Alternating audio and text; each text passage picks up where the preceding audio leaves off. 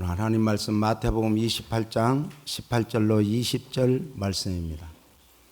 예수께서 나와 일러 가라사대 하늘과 땅의 모든 권세를 내게 주셨으니 그러므로 너희는 가서 모든 족속으로 제자를 삼아 아버지와 아들과 성령의 이름으로 세례를 주고 내가 너희에게 분부한 모든 것을 가르쳐 지키게 하라. 볼지어다 내가 세상 끝날까지 너희와 항상 함께 있으리라 하시니라. 아멘. 아멘.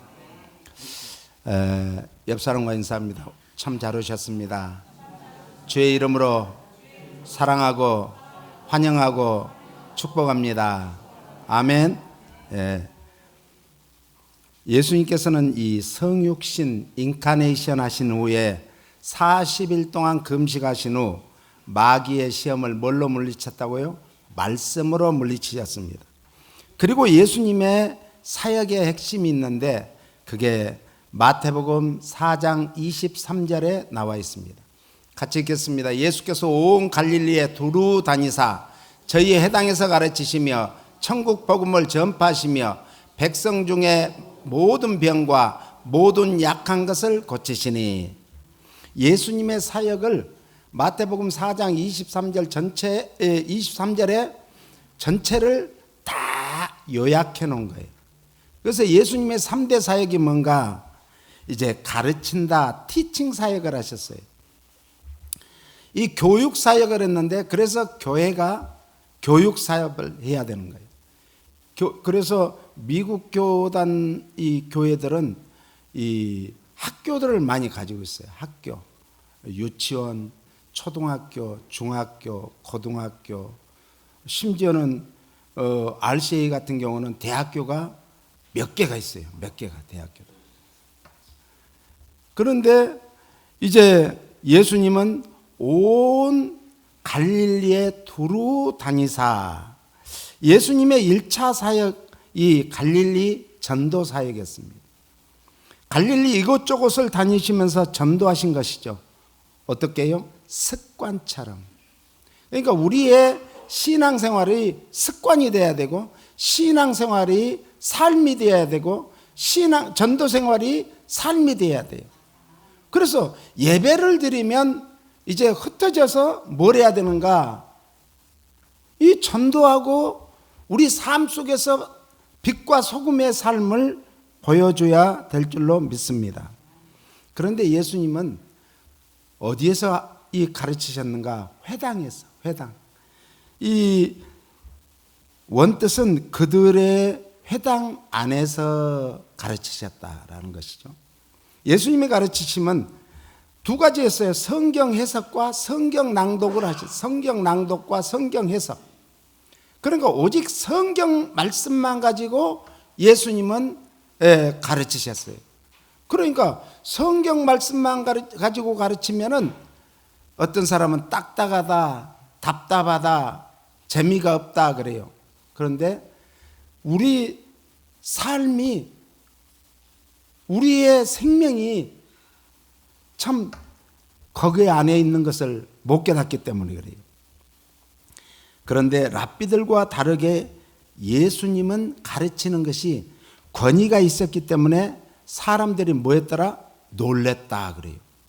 그러니까 사람들이 놀랄 정도로 예수님은 하나님의 말씀을 가르치셨던 거예요. 뭘로요? 예수님의 권세로. 예수님 당시의 해당은 교회의 전신이었던 거예요. 그리고 교회의 그림자였습니다. 그리고 해당은 그 지역의 높은 곳이나 강변에 있었어요. 사람들이 다 보이는 곳. 그리고 이 이스라엘은 메마른 땅이기 때문에 이제 강가를 찾아가죠. 그래서 바울이 이제 유럽의 최초의 교회를 세울 때도 강가로 갔어요. 강가로. 그래서 거기서 기도하는 사람들을 만난 거예요. 자연히. 그 기도하는 사람들. 한국에서는 어디에서 많이 기도하는가? 산에서 기도를 해요. 산. 그래서 산에 올라가면은 이제 기독군들을 많이 만나는 거죠. 이 기독군들을 만나면은 참 반가워요. 특히 밤에 할렐루야 하면서 올라가면은 아멘 하는 이런 그 화답이요. 꼭 산에서 메아리 치는 것 같아요. 메아리. 응? 에코가 들리는 것 같아요. 그런데 심지어 기도 소리를 팍 사방에서 많이 하니까 삼각산을 올라가면은 이 입구에서부터 무슨 소리가 들리는가? 개구리 소리가 들려요. 야, 여름날 밤에 개구리의 합창 소리는 대단하죠. 그런데 사람들이 그리 지나가면은 금세 그냥 퐁당하고 물속으로 들어가 버려요. 합창 소리가 안 들려요. 오늘 우리는 이 합창 소리가, 천사들의 합창 소리가 우리의 기도 소리가 되어야 될 줄로 믿습니다. 그래서 유대인들의 자연이 이 예배 처소가 되었던 것이죠. 그리고 이 회당은 재판소 역할을 했어요. 예? 지금 말하면 법원과 같은 역할을 했어요. 또 학교 역할을 했습니다. 그래서 회당에서 아이들이 와서 배우고, 이제 가르치고 배우고, 어른들도 그렇고, 더 나아가서 거기에서 제자들을 길렀어요.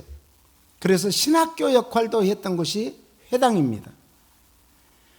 회당에는 10명의 이 관리자가 있었는데 그중 3명이 회당장이 재판을 포함한 중요한 업무를 관장을 했습니다. 한 사람은 회당의 천사라 불리우는 성경을 봉독하는 사람이었어요. 그래서 오늘날 한국의 대형 교회들은 이제 우리는 띄워서 다 같이 읽는데 성경을 읽어주는 사람이 있죠. 예배 때. 그게 다 이런 성경적인 거예요. 성경적인 거. 잘못된 게 아니에요. 성경적인 거예요. 그리고 2사람에 있었는데 그 사람들은 통역자였어요. 통역자. 그러니까 지금 한국 교회도요, 통역하는 교회가 많습니다. 외국인들이 이렇게 많이 와서 살기 때문에 통역하는 교회들이 많아요. 그리고 3사람은 제사를 드리는 예배를 준비하고 예배를 관장하는 그런 사람들이었어요. 그리고 마지막 한 사람은 신학교를 에서 가르치는 교사들이었습니다. 이렇게 10명이 공동 운영을 했던 것입니다. 예배는 안식일에 드렸습니다. 그리고 주간에는 2일과 5일에 이틀 동안 2번을 모였습니다. 예배 순서는 율법과 선지서를 봉독했으며 교사가 기도를 드린 후 회중이 화답을 뭘로 했는가? 아멘으로 했습니다. 아멘. 그래서 예수님께서는 회당에서 맨 먼저 뭘 하셨다고요? 가르치는 사역을 하셨어요. 뭘 가르치셨다고요? 하나님의 말씀을 가르치셨습니다. 이 가르친다 이 말은 디다스콘이라고 헬라어로 그러는데, 디다스콘, 디다스코, 현재 분사형으로 이게 쓰여졌기 때문에 예수님께서는 이 일을 어떻게 했다? 현재 분사형 계속했다라는 거죠. 그러니까 예수님은 한 번, 2번 가르치고 끝나는 게 아니라 예수님의 사역은 끝없이 계속해서 가르치는 사역을 하셨다는 것입니다. 그래서 예수님께서는 회당을 복음 전파의 장소로 계속 사역하였음을 말씀하고 있습니다. 예수님께서는 이스라엘의 영적 무지를 일깨워주기 위해서 이제 선생님으로서의 사역을 감당했습니다. 그래서 사람들이 예수님을 누구라고 초기에는 불렀어요? 선생님 이렇게 불렀어요. 랍비 이렇게 불렀습니다. 특별히 마태복음에는 5개의 이제 강화가 있는데 우리가 잘 아시는 대로 산상수훈 5장부터 7장까지를 산상수훈, 산상보훈이라고 하죠. 그리고 선교 강화가 10장이 선교에 대한 강화를 하셨어요. 그리고 13장에는 천국에 대한 비유를 강화하셨어요. 그리고 18장에는 교회에 관해서 무엇이 교회인가, 교회는 뭘 해야 되는가를 가르치셨어요. 그리고 마지막 23장에서 25장까지는 종말론을 강화하셨어요. 그래서 이 세상 끝날에 대한 말씀을 하시고 그 이후에 26장부터는 예수님의 순환에 대해서 말씀하고 있습니다. 이 강화를 끝마칠 때마다 무엇을 마치심에라고 기록하고 있습니다. 이것을 따라서 쓰세요. 종결 공식문이다. 공식이었어요. 그게 종결하는 공식. 그래서 마태복음 7장 28절 29절을 우리가 같이 읽는데요, 예수께서 이 말씀을 마치심에 무리들이 그 가르치심에 놀래니 이는 그 가르치시는 것이 권세 있는 자와 같고 저희 서기관들과 같지 아니함일러라. 그러니까 예수님이 가르치는 그것은 다른 서기관과 이런 사람들이 가르치는 것하고 뭐 했다고요? 달랐다는 거죠. 무엇이 달랐어요? 가르치는 내용은 비슷한 것 같은데 권세가 있었다는 거예요. 우리도 이제 가르치는 자가 무엇이 제일 중요한가? 성령의 권능을 받아요. 원저자는, 성경의 원저자는 누구죠? 성령 하나님이에요. 성령 하나님께서는 그때그때마다 시대마다 필요한 사람을 뽑아서 성경을 기록하게 했어요. 그리고 서기관들을 뽑아서 그것을 복사하게 했어요. 초대교회에는 성경이 없었으면 성경을 가지고 있는 사람이 없었어요. 우리 종교개혁 이전까지만 해도 성경을 가지고 다니고 찬송가를 가지고 다니는 사람이 없었어요.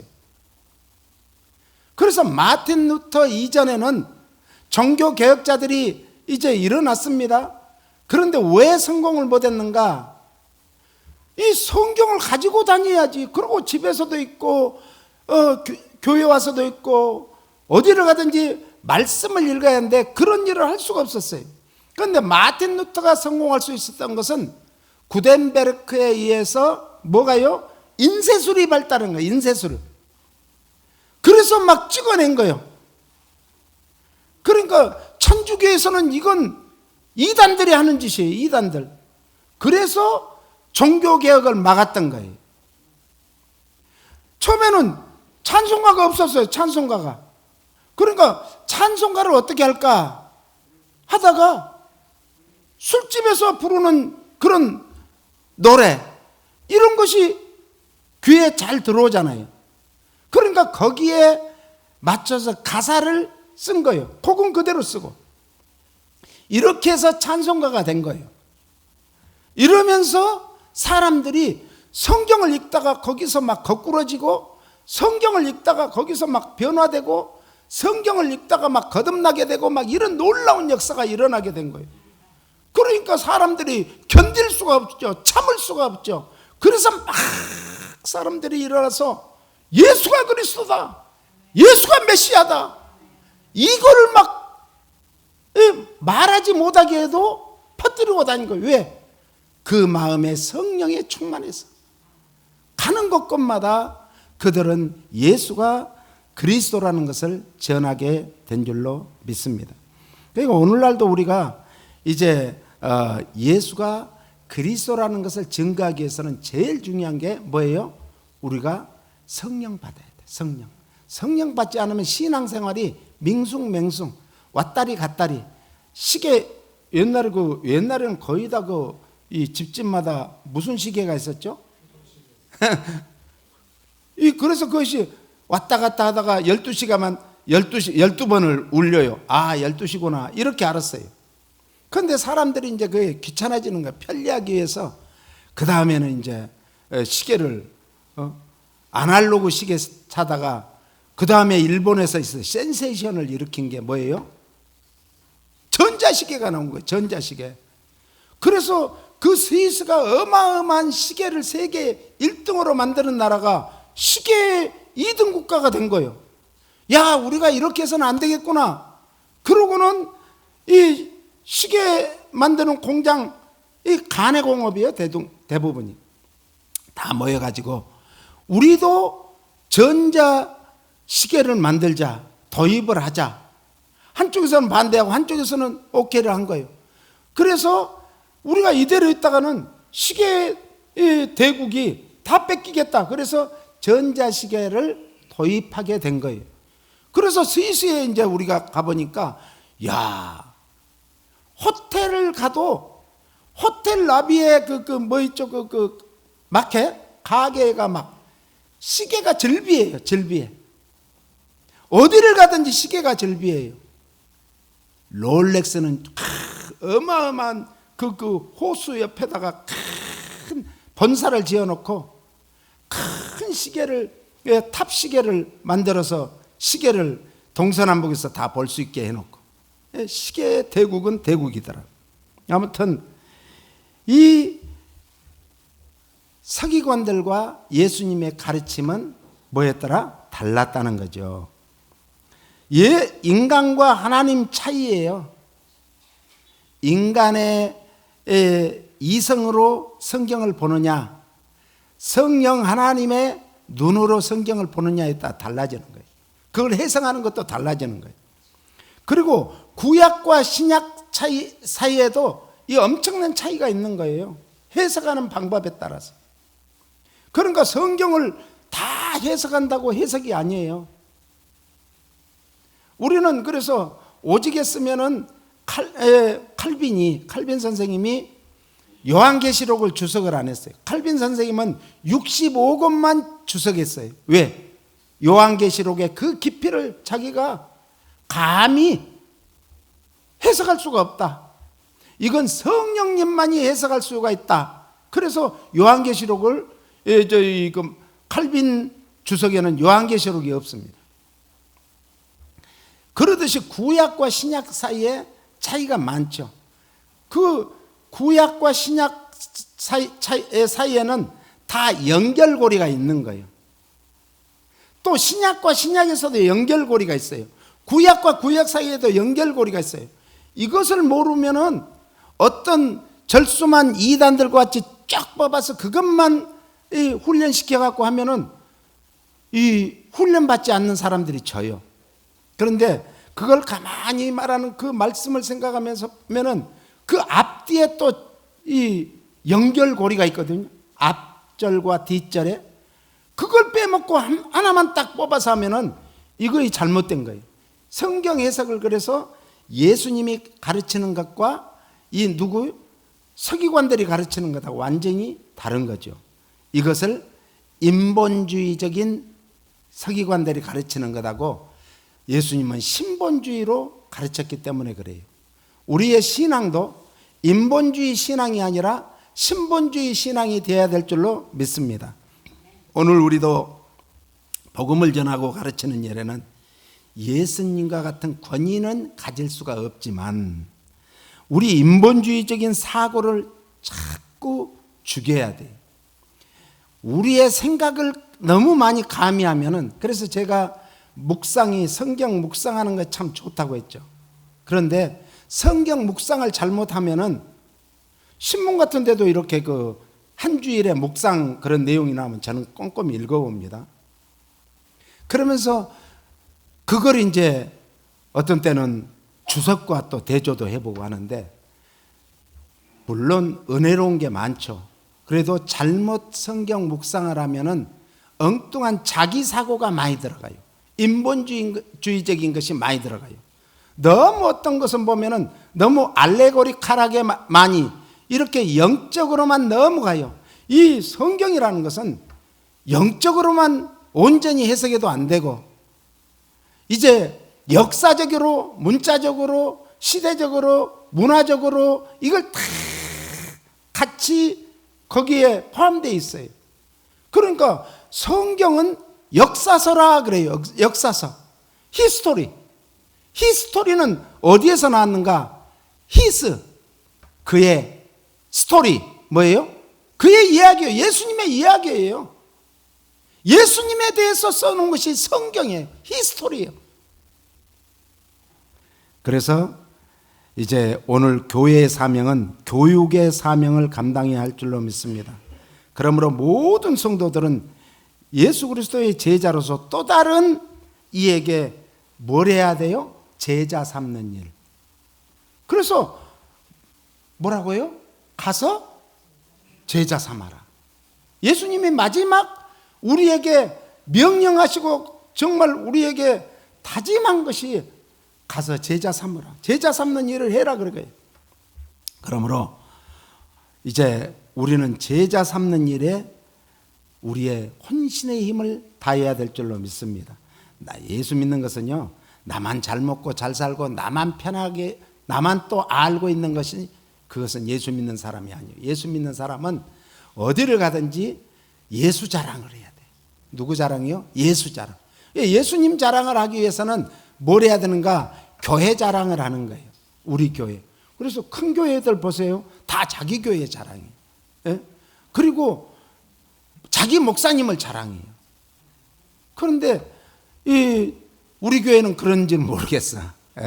그런데 제일 중요한 것은 교회 자랑하고 목사님 자랑하는 이유가 예수님 자랑하기 위해서. 예수님 자랑하기 위해서. 그 다음에 두 번째로는 이제 천국 복음을 전파하셨습니다. 프리칭. 천국 복음, 프리칭. 복음 사역을 하신 거지. 천국이라는 것은 헬라어로 바실레이아라고 그러는데 나라, 왕국을 뜻해요. 왕국. 이 천국은 하나님께서 메시아 예수 그리스도를 통해서 세우시고 메시아가 하나님의 대리자로 다스릴 메시아의 나라를 뜻하는 거예요. 그래서 하나님 나라는 종말적인 성격을 가지고 있습니다. 하나님 나라 그러면 종말적인 성격을 가지고 있다. 하나님 나라라고 성경에 나오면은 내가 마지막 그때 천국에 가기 위해서 어떻게 해야 될까? 성경을 읽으면서 그렇게 생각해야 될 줄로 믿습니다. 마가 1장 15절에 보니까 가라사대 때가 찼고 하나님 나라가 가까웠으니 회개하고 복음을 믿으라 하시더라. 때가 찼고, 아주 중요한 단어입니다. 예측이 불가능한 하나님이 이루시기 위해서 내적 외적으로 성숙된 시기를 말하는데, 이 세상에도 모든 게 때가 있어요. 때가. 아니 한국에서는 정말 그렇게 많이 강원도 쪽에도 눈이 많이 오더니 이제는 그런 눈들이 녹기 시작해요. 그런데 그 눈 속에서 그 꽃을 누가 사진 찍어서 보내왔는데 정말 예쁜 꽃이 피어나더라고요. 그 꽃을 잘 모르겠어요. 이 꽃이 무슨 꽃이요? 그러니까 자기도 모르는데 너무 예뻐서 찍었대. 우리는 아무리 겨울이라 할지라도 봄은 이길 수 없어요. 아무리 우리가 힘들고 어려운 상황이라 할지라도 하나님의 때는 이길 수가 없어요. 그러므로 우리는 좀 힘들고 어렵더라도 다 힘을 북돋우고 하나님 앞에 믿음으로 기도해야 될 줄로 믿습니다.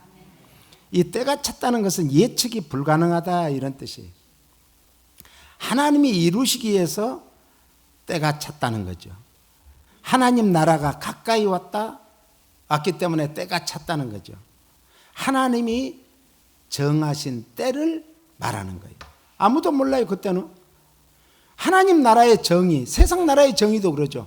제일 중요한 것이 뭐예요? 주권. 우리가 일제 36년 동안 나라를 빼앗겨 오라니까 주권이 없었어요. 한국말도 못 썼어요. 우리말도 못 썼어요.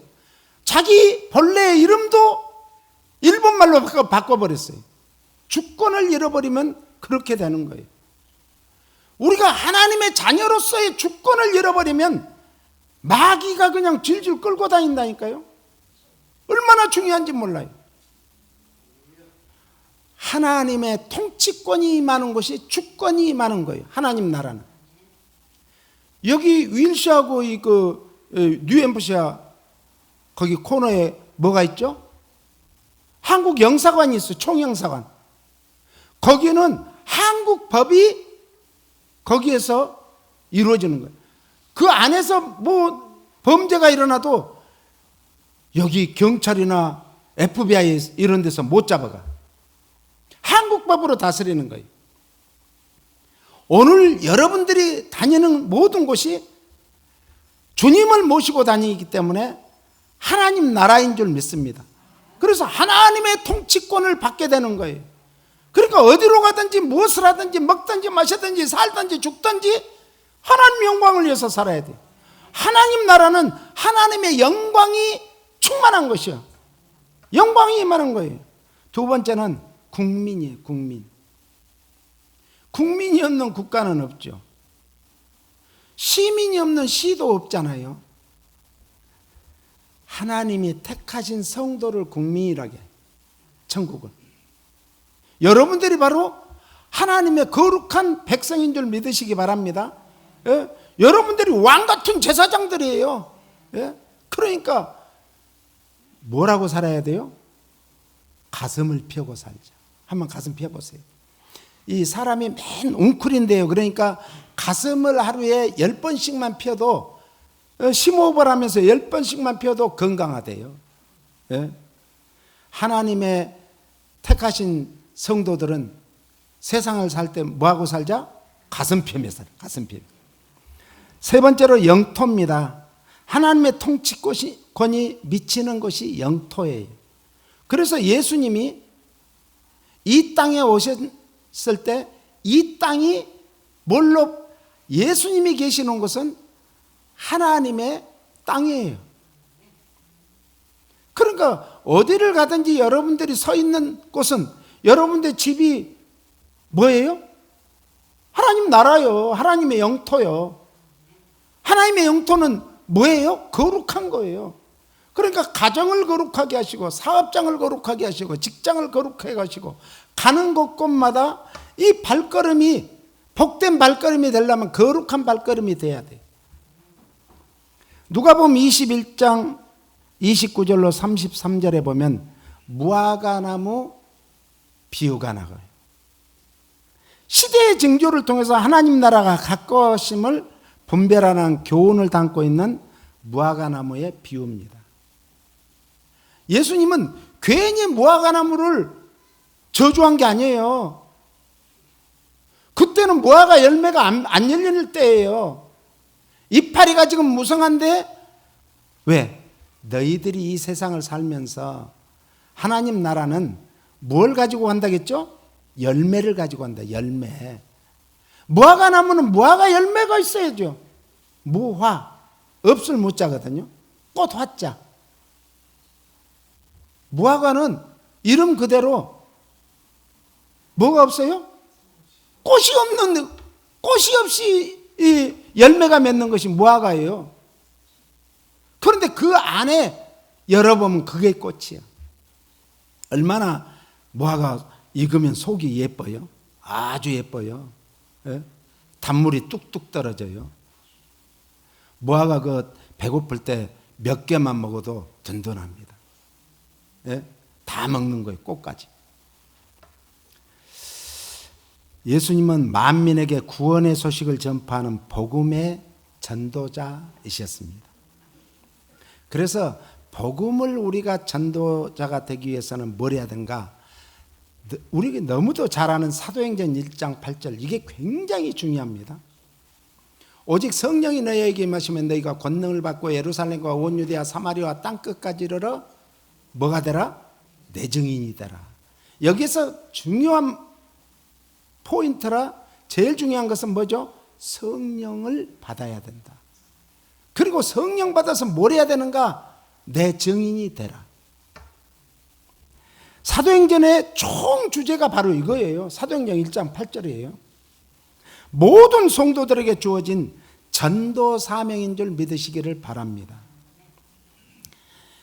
성령은 그래서 사도행전을 무슨 행전이라고 했죠? 성령행전이라고 그래요. 성령행전. 교회의 설립과 함께 선교 사명을 감당케 하는 가장 주된 원동력이 성령님이 아니면 교회도 선교도 전도도 제자 삼는 일도 불가능하다, 그런 말씀이에요. 여기에서 또 중요한 단어가 나오는데 권능이라고 그래요. 권능을 헬라어로 두나미스라 그래요. 이 두나미스는 성령의 엄청난 권능을 뜻해요. 힘을 뜻해요. 능력을 뜻해요.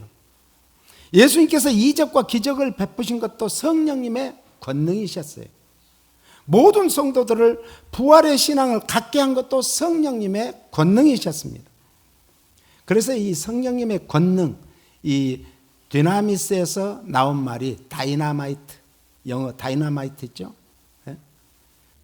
이 단어가 헬라어에서 유래가 됐다고 하죠. 또 이 말씀드린 증인이라는 것은 마르투스라고 그러는데 히브리어는 에드라고 그럽니다. 구약에서는 증인이라는 것은 법정에서 범죄의 성립 여부에 대한 확인해 주는 사람, 그것을 확실히 증거해 주는 사람을 이 증인이라 했어. 그런데 이제 신약에 와서는 예수님에 관한 보고 들은 자들을 증인이라고 그랬어요. 하나님의 진리를 증거하는 자들도 증인이라고 했습니다. 예수 그리스도를 증거하다 목숨을 잃은 자가 한 명, 두 명 이제 많아지기 시작했습니다. 그러다 보니까 증인은 따라서 순교자다. 증인이 되려면 뭘까지 각오해야 되는가? 죽을 각오를 해야 된다는 거예요. 순교의 사명을 가지고 해야 된다는 것인 줄 믿습니다. 요한 에슬레는 나는 전 세계를 나의 교구로 보고 있으니 세계 어느 곳에든지 구속의 복음을 듣기 원하는 사람에게 전도하는 것은 참으로 귀한 것이다. 이것을 나의 귀한 의무로 생각한다. 의무라는 것은 뭐예요? 해도 되고 안 해도 되는 게 아니라 반드시 해야 된다. 그래서 이제 존 웨슬레는 이 감리교의 창시자가 된 거예요. 그래서 감리교에서는 지금도 요한 에슬레의 그 말씀들을, 어록들을 굉장히 깊이 가르치고 있습니다. 우리 모든 성도들은 예수 그리스도의 증인으로서 예수 그리스도께서 십자가에 피 흘린 복음을 전해야 하는 십자가의 전달자로서 지상 명령인 사명자들임을 믿으시기 바랍니다. 십자가 전달자. 우리는 내가 가지고 있으면은 썩어요. 물이라는 것은 고여 있으면 썩어요. 그 물은 자꾸 흘려보내면은 다시 새로운 것이 오게 돼 있어. 생명도 그래요.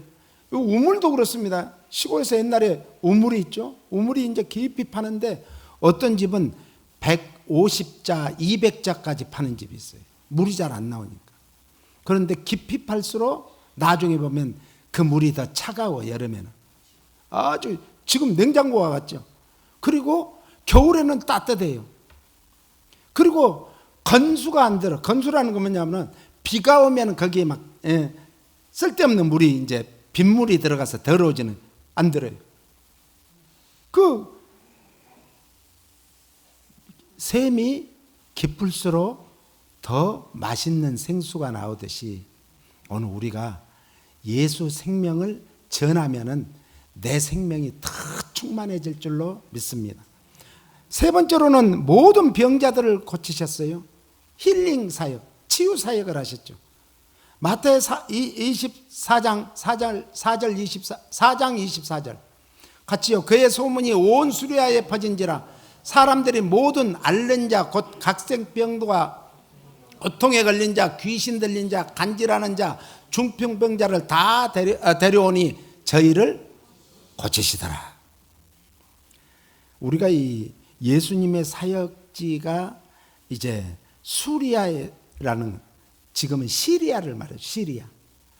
여기에는 동서로는 그 바벨론 지역이었던 유브라데부터 이제 갈릴리, 그리고 또 지중해까지를 말하고, 갈릴리부터 남북으로는 이제 타우루스 산 있는 그 광범위한 지역을 말하는 거예요. 그러니까 예수님의 소문이 어디까지 퍼졌는가? 각 나라와 족속과 방과 열방에 퍼졌다, 이런 말이에요. 예수님께서는 모든 질병을 치유하였습니다. 무서운 병, 암병, 요즘에 중풍병. 당시에는 제일 무서운 병이 무슨 병인 줄 알아요? 문둥병. 영적으로 제일 무서운 병이 무슨 병인 줄 알아요? 문둥병. 영적 문둥병이 뭐예요? 교만이에요. 그래서 예수님은 가장 나는 마음이 겸손하고, 겸손하다, 온유하다. 어떤 기머거리고도 눈먼 자고 또 벙어리, 귀가 멀면은 반드시 벙어리가 돼야 돼요. 하나님은 그렇게 만들어 놨어. 사람이 듣고 말을 하면 무서운 거예요. 우리들은 무서운 사람들이에요. 그런데 안 들리는데 이 농아들은 뭘 보고 아는 줄 알아요? 사람이 입을 뭐라고 하는가, 입 모양을 보고 알아요. 그래서 듣는데 말을 못하면 살이 난대요. 그래서 하나님이 참 오묘하게 만드셨어요. 약한 병, 허약한 체질들 있죠. 타고난 체질들, 이런 거 다 고치는 거예요. 질병, 그리고 감기, 이런 것도 다 약한 체질이죠. 오는 거죠. 정신적인 병, 우울증, 요즘에는 조울증이 있었는데 요즘에는 또 더 지독한 뭔 병이요? 조현병이라고 있대요. 예, 조현병. 아주 젊은 사람들이 조현병에 걸려가지고 그냥 이단 엽치기도 하고 죽이기도 하고 그러대요. 그래서 이런 병들은 주로 병마라 그래요. 성경적으로. 그래서 마귀의 병이라. 어떤 병도 다 고치셨어요. 도덕적인 병도 치유하셨는데 예수님께서는 모든 종류의 도덕적으로 잘못되는 건 뭐예요? 죄예요, 죄. 그래서 인성을 잃어버리면, 그래서 성경은 이성 잃은 짐승 같다 그랬잖아요. 사람이 이성을 잃어버리면 짐승 같아요. 그래서 그런 모든 병, 윤리적인, 도덕적으로도 이거 굉장히, 이 세상에는 저변에 가장 깔려 있는 것이 윤리 도덕이 깔려 있는데 그것을 못 지키는 사람들이 많이 있잖아요.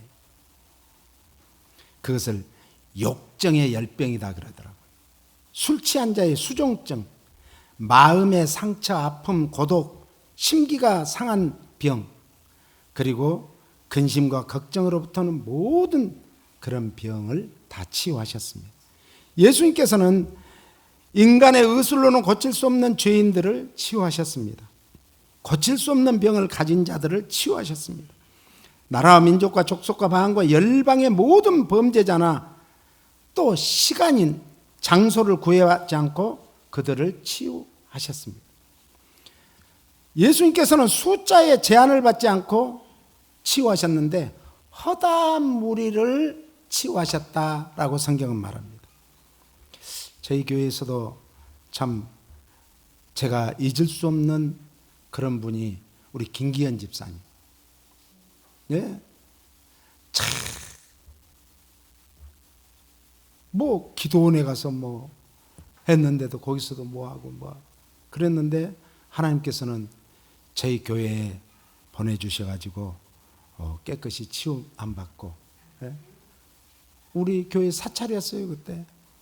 출근할 때 교회 들려서 기도하고 다 청소하고 가고, 퇴근할 때 교회 들려서 기도하고 퇴근하고 가고, 얼마나 충성했습니까? 그리고 제가 아나 한국에 김영 권사님이 있어요. 우리 집사람 아는데 그 외손자 무남 동료 애딸이에요. 그런데 외손자가 2명 있는데 여기 산호세에서 사이가 삼성의 연구원으로 있어요. 그런데 아무리 큰 병원 다 다녀도 치유가 안 돼. 2명 다. 나보고 좀 가달라게. 그런데 저는 지금 작전 기도하니까 갈 수가 없으니까 전화를 저한테 하러 가세요. 전화를 했어요. 그 엄마한테 전화기를 애들 귀에 들리게 이 스피커폰으로 하고 같이 들어라. 그리고 전화로 기도했는데 2 애가 싹 나와버렸어요. 얼마나 감사해요. 그거 하나님이 하시는 거예요. 하나님이. 제가 당뇨가 있어가지고 당뇨에서 저도 이제 합병증이 왔었잖아요. 작년에. 이 합병증이 제일 무서운데 합병증 중에서도 당뇨로 실명이 오는 게 제일 무섭대요. 이건 현대의학으로 못 고쳐. 우리 루데 권사님 아시죠? 정우정 권사. 그분이 집에서 이렇게 몇 발자국을 가야 뭐가 있고 물 마시는 데가 있고 화장실이 있고 이런 걸 다 애운 거예요. 그런데요, 그 아들이 미국의 이 안과 전문의다니까요. 엄마 이거는 못 고쳐요. 현대의학으로는 현재 못 고쳐요. 그런데 3일 만에 눈이 떴어요. 할렐루야. 그래가지고 목사님, 제가 할 일이 하나 있습니다. 뭐가 있어요? 제가 봉제를 잘하는데 그걸 해서 선교 헌금을 바치겠습니다. 그래가지고 그 권사님이 터키 선교를 계속했어요. 예수 그리스도께서는 영육이 상한 자를 고치신 참된 의원이셨습니다. 마태복음 8장 1절로 3절에 보니까 2절에 특히 원하시면, 문둥병자들은 예수님께서 자신의 병을 고칠 수 있을까 하는 의심을 전혀 갖지 않았어요. 왜? 이미 소문을 다 들었으니까. 다만 생명을 걸고 주님께 관심과 애정과 도우심을 간청했습니다. 왜 그러냐면은 문둥병자들이 당시에는 자기 위치를 떠나면 죽였어요. 왜? 이건 전염병이니까. 그래서 당시에 문둥병은 저주의 병이었습니다. 그러므로 의심치 않고 병 고침을 받을 수 있다는 믿음으로 우리도 어떤 병이든지 기도하시길 축원합니다. 모든 병은 영적인 병에서 옵니다. 요한 3서 1장 2절에 보니까 사랑하는 자여 내 영혼이 잘된 같이, 영혼이 잘 돼야 범사가 잘 되고 강건한 건강의 복을 받게 될 줄로 믿습니다. 오늘 우리도 모든 생활에서 범사의 형통함과 육체적 건강과 영적인 모든 강건한 복을 받으시기 바랍니다. 영이 강건하기 위해서 육신의 건강도 중요합니다. 예. 육은 영을 담고 있는 그릇입니다. 육이 깨끗해야 영도 깨끗하고, 육이 건강해야 영도 건강한 거예요. 물론 육이 약해도 영이 건강할 수가 있죠. 그러나 우리가 영을 잘 보존하기 위해서 육을 잘 다스리기를 예수님 이름으로 축원합니다.